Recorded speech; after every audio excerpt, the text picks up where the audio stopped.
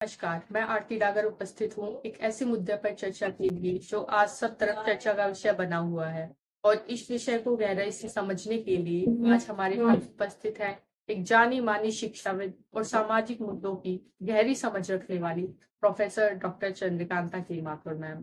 आज हम एक ऐसे विषय पर चर्चा करेंगे जो आज के सामाजिक और राजनीतिक परिदृश्य में अत्यंत महत्वपूर्ण बन चुका है, जो है जाति जनगणना। मैम, सबसे पहले हम जानना चाहेंगे कि भारत में जाति जनगणना सबसे पहले कब और क्यों कराई गई। नमस्कार। देखिए, जातीय जनगणना भारत में 1931 में पहली बार कराई गई, जबकि उसका दूसरा प्रयास सेकेंड वर्ल्ड वॉर के दौरान 1941 में भी कराया गया। पर उस समय का जो डेटा है वो पूरे तौर पर मिलता नहीं है, पूरा वो कलेक्टिव नहीं हो पाया। तो स्थिति को ध्यान में रखते हुए 1931 में जो जनगणना कराई गई उसी को मूल आधार मतलब माना जाता है।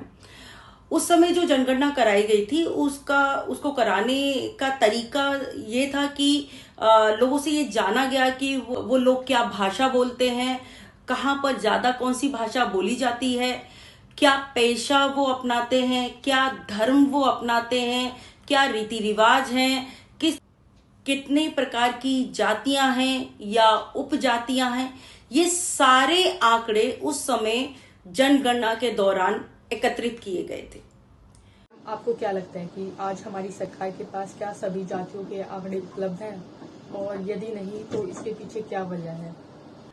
उसको कराने का जो उद्देश्य था, इसे कहा जा सकता है एक सामाजिक संरचना को समझने के लिए और प्रशासनिक व्यवस्था को बनाने के लिए ये जातीय जनगणना कराई गई। इसके पीछे कोई मूल आधार सामाजिक न्याय का नहीं था, मात्र इस समाज की संरचना को समझना और प्रशासनिक व्यवस्था को बनाया जा सके आने वाले नए लोकतंत्र में, इसके लिए इस जातीय जनगणना को अपनाया गया।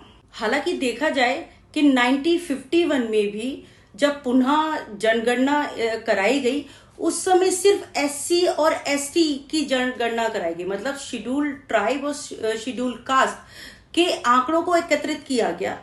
लेकिन कहीं पर भी एक सामान्य वर्ग और यहां तक कि अदर बैकवर्ड क्लास के भी आंकड़े कहीं एकत्रित नहीं किए गए। मूल रूप से पूरी जनगणना या मूल रूप से जो जनसंख्या है, पॉपुलेशन है, वो देखा जा सके कि किस वर्ग के लोग कितने परसेंट बढ़े हैं या घटे हैं या क्या उनके आंकड़े बने हैं, इसके बारे में कोई रिकॉर्ड अभी तक उपलब्ध नहीं है। हमारे पास जो डेटा उपलब्ध है वो एससी और एसटी का है। शायद हो सकता है सरकारों का जो ध्येय रहा कि हाँ, रिजर्वेशन एक जो एस्पेक्ट रहा है, या फिर सबसे ज्यादा इकोनॉमिकल वीकर जो सेक्शन है वो एससी और एसटी रहा है, उन्हीं के ही आंकड़े एकत्रित किए गए। अगर आज की परिस्थिति में सरकार जाति आधारित जनगणना कराने का निर्णय लेती है तो उसके लिए कौन कौन से तरीके अपनाए जा सकते हैं?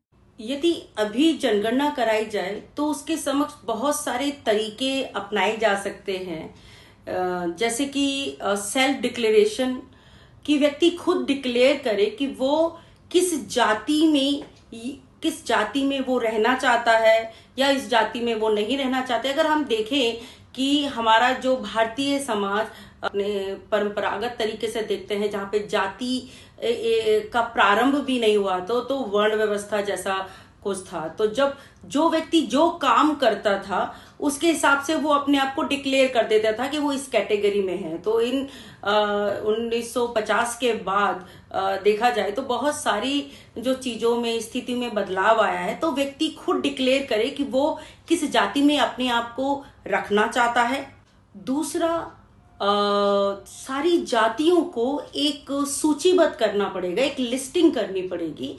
अगर हम एससी जाति की बात करते हैं तो 1950 में तकरीबन 1028 जातियों को शेड्यूल कास्ट लिस्ट में रखा गया, जबकि वो 1028 जातियां ही नहीं है, बहुत सारी जातियां थी जिनको उस लिस्ट में नहीं रखा गया था। तो पहले तो सरकार को चाहिए कि वो सारी जातियों को एक सूचीबद्ध एक जगह पर लेकर आए, इसके आधार पर वो जनगणना करे। जिससे ये समझ पाए कि किस कैटेगरी के लोग, किस जाति के लोग कितने परसेंटेज हैं और उनकी स्थिति वास्तव में अभी क्या है।